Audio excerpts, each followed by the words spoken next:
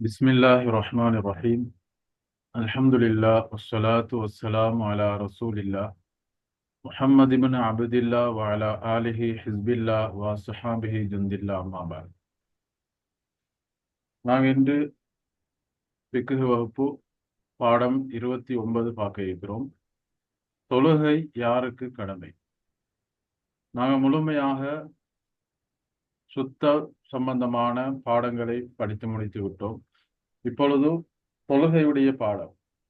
தொழுகை யாருக்கு கடமை, யாருக்கு கடமை இல்லை, யாருக்கு தொழுகைகளை விடலாம், யாருக்கு விடக்கூடாது, விட்டவங்க யாரெல்லாம் கலா செய்யணும், இப்படியான பல விஷயங்களை இந்த பாடத்தில் நாம பார்க்க போறோம்.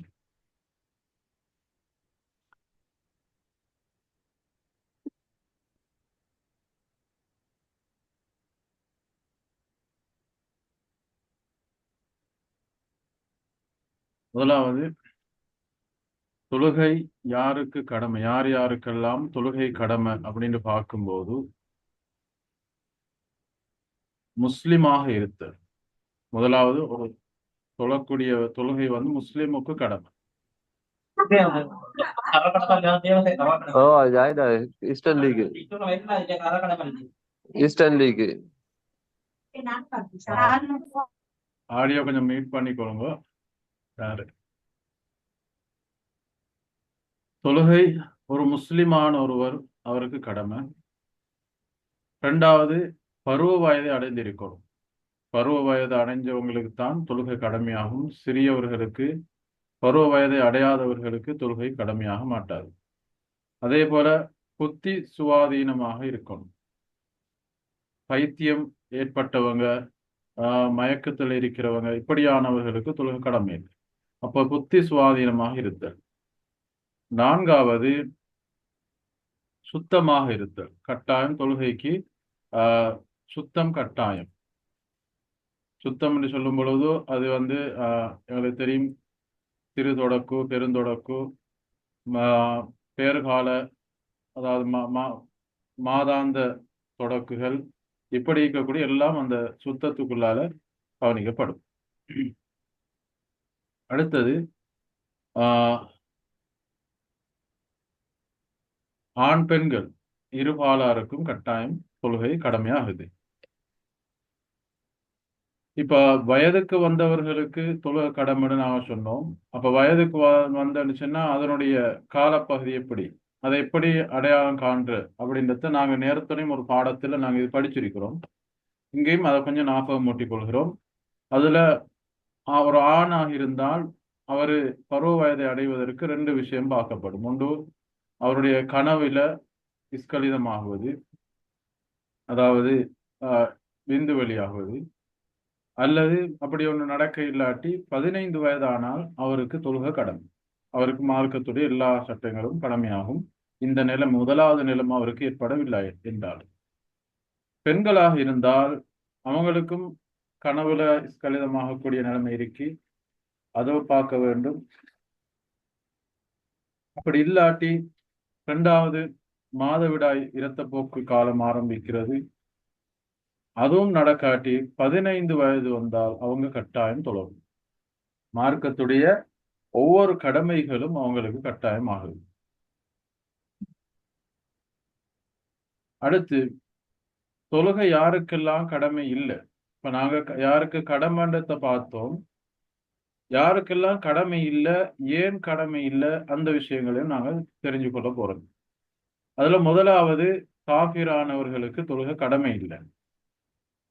இப்ப இதுல காஃபிருக்கு கியாமத், அதாவது ஆஹிராவுல, நாளை கியாமத்தினால அவங்களுக்கு தண்டனை இருக்கு தொழுகை விட்டதுக்காக.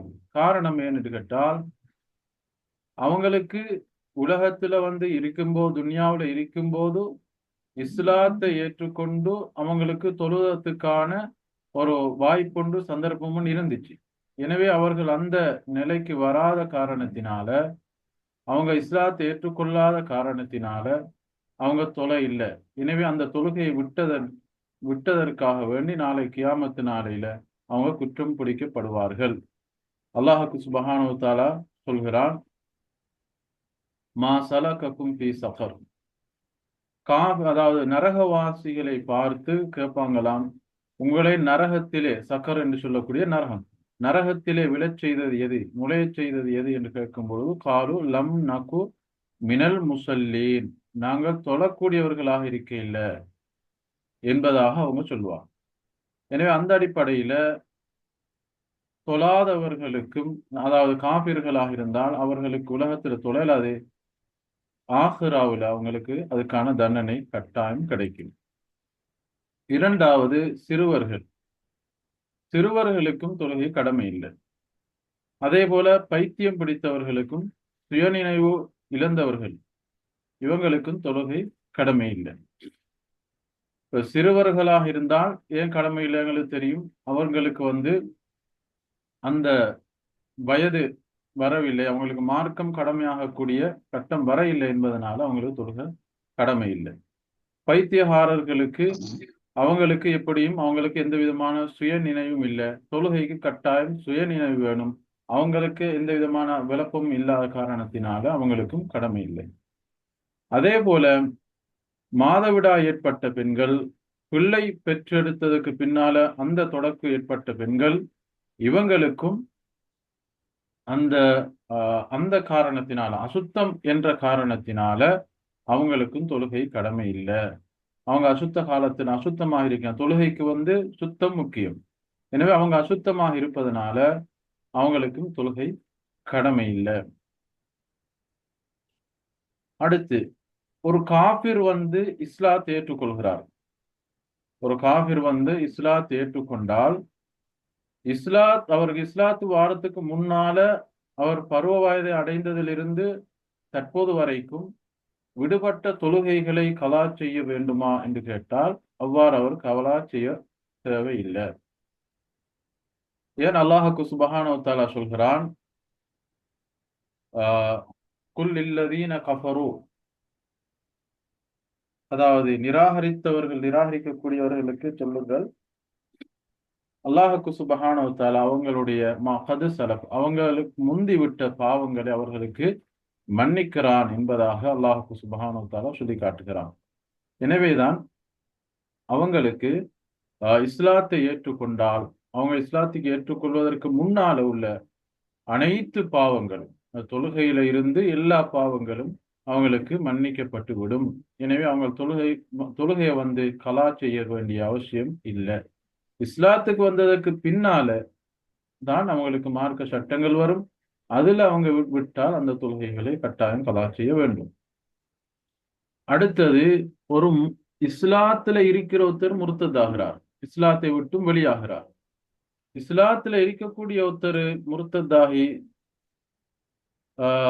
இஸ்லாத்தை விட்டும் வெளியானால், அவர் கட்டாயமாக திரும்ப இஸ்லாத்துக்கு வந்தால், திரும்ப அவர் நினைச்சார் இஸ்லாத்துக்கு வாரார் என்று சொன்னால், அப்ப அவர் கட்டாயமாக தொழுகைகளை கலா செய்ய வேண்டும். அந்த இஸ்லாத்துல இருந்து வெளியாகி குஃபுர்ல இருந்த காலத்துல அவங்க செஞ்ச அந்த விட்ட அந்த தொழுகைகளை கட்டாயம் அவர் கலா செய்ய வேண்டும். அடுத்தது, நாங்க முன்னால் சொன்ன மாதிரி மாதவிடாய் காலங்கள்ல, பெண்களுடைய மாதாந்த துரு ஏற்படக்கூடிய காலங்கள்ல விடுபட்ட தொழுகைகளை பெண்கள் கலா செய்ய வேண்டுமா என்றால் கலா செய்ய தேவையில்லை. வலா எஜிபு, அவங்க கலா செய்ய தேவையில்லை. அவ்வாறு அவங்க கலா செய்யறதுல ஒரு கஷ்டம் இருக்கிறது. சில பெண்களுக்கு 7 நாள், சில பெண்களுக்கு 15 நாள், இப்படி அவங்களுக்கு அதிகமான நாட்கள் கலா செய்ய வேண்டிய அவசியம். அப்ப அவங்க கலா செஞ்சு கொண்டேதான் நீக்கணும். அப்ப இஸ்லாம் அதனை பெண்களுக்கு லேசாக்கி கொடுத்திருக்கி அவங்க கலா செய்ய தேவையில்லை. அடுத்தது,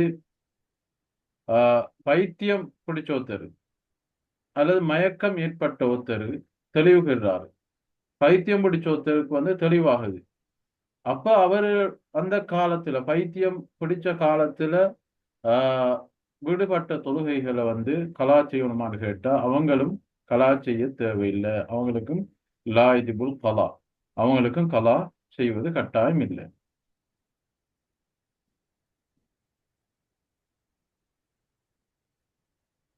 அடுத்ததாக அந்த கடைசா சொன்ன சிறுவர்களுக்கும் அதே போல பைத்தியம் பிடித்தவர்களுக்கும் அவங்களுக்கு பாவங்கள் மன்னிக்கப்படும் அல்லது தொழுகை கடமை இல்லை அப்படின்ற விஷயத்தை சொல்வதற்கு தான் இந்த ஹதீஸ் ஆதாரமாக இருக்குது. ருஃபி அல் கலமோ அன் சலாசத்தி, 3 பேரை விட்டும் எழுதுகோல் உயர்த்தப்பட்டு விட்டது. ஒன்று சிறிய பிள்ளை, அவங்க ஏதாவது தவறுகள் செஞ்சாலோ அவர்கள் ஏதாவது கடமைகள் என்று இருக்கக்கூடிய அந்த கடமைகள் விட்டதுனாலே அவங்களுக்கு பாவங்கள் இல்லை, எழுதப்பட மாட்டாது. அடுத்தது தூங்கியவர், தூக்கத்தில் இருக்கிறவர் விழிக்கும் வரைக்கும் அவருக்கு நடக்கக்கூடிய தொழுகை விடுபட்டா கூட, அந்த தொழுகை விடுபட்ட கலாவானா கூட அந்த கலா அவருக்கு பாவம் இல்லை.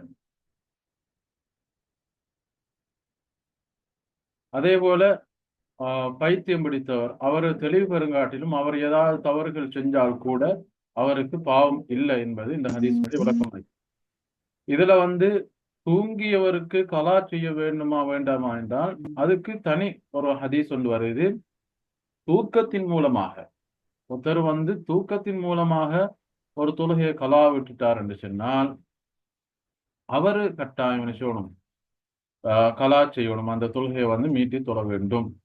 அதுக்கு வேற இன்னொரு ஹதீஸ் அந்த சட்டத்தை வேற தனியா பிரிச்சு காட்டுது. மன்னாம அன் ஸலாத்தின் அவ் நசியஹா ஃபல் யுஸல்லிஹா, யாராவது அந்த தொழுகையை மறந்து, அதாவது தொழுகை விட்டு தூங்கிட்டாரு கலாவாயிட்டு, அல்லது தொழுகையை மறந்துட்டாரு, புறோ ஞாபகம் வருது லொஹர் தொழுகைய அசரு புறதான் ஞாபகம் வருது, நாங்கள் லொஹர் தொழுகை இல்லை என்று இப்படி ஞாபகம் வரும் பொழுதோ அல்லது தூங்கி எழும்பும் பொழுதோ கட்டாயம் அவரு அதை தொழுகையை தொழ வேண்டும். அடுத்து சிறிய பிள்ளையாக இருக்கக்கூடியவர்களுக்கு எந்த வயசுல தொழுவதற்கு ஆரம்பிக்கணும், தொழுகை விஷயத்தை ஆரம்பிக்கணும் என்று பார்க்கும்போது அவர்களுடைய 7வது வயது பூர்த்தியாகும் போது, 7வது வயது பூர்த்தியாகும் போது சின்ன பிள்ளைக்கு தொழும்படி ஏவப்படணும், கட்டாயமா ஏவணும். 7 வயசு பூர்த்தின்னு சொன்னா சின்ன பிள்ளை, பொம்பளை பிள்ளைனாலும் சரி ஆம்பளை பிள்ளைனாலும் சரி கட்டாயம் அவங்களுக்கு ஏவணும். 10 வயதை அடைஞ்சிட்டாங்க, 10 வயது அடைஞ்சும் கூட அவங்க தொழுகை இல்லை தொலை இல்லை அப்படின்னு கேட்டால் அவங்களுக்கு அடிப்பதற்கு இஸ்லாம் வலியுறுத்துவது. அடிச்சு பயமுறுத்தாட்டி அவங்கள தொலை வைக்கணும். காரணம், அவங்க அந்த தொழுகையில வளமைக்கு வரணும். அவங்களுக்கு அந்த வயசுக்கு வரும் பொழுது தொழுகை அவங்களுக்கு வளமையில ஒரு வழக்கமாக இருக்கணும். ஒரு புதுசாக செய்யக்கூடிய ஒன்றாக, ஒரு கடமைக்கு செய்யக்கூடிய ஒன்றாக இல்லாம ஒரு வளமையில அவங்களுடைய அன்றாட வாழ்க்கையோட கலந்ததாக அந்த தொழுகை இருக்கணும் என்பதனால இஸ்லாம் அந்த பிள்ளைகளை 7 வயசுல இருந்து ட்ரெயின் பண்றதுக்கு தூண்டி இருக்கிறது. எனவே அது எங்களோட பிள்ளைகளை கட்டாயம் அந்த வயசுகள்ல நாங்கள் தொழுவதற்காக அவர்களுக்கு ஆர்வம் ஊட்ட வேண்டும்.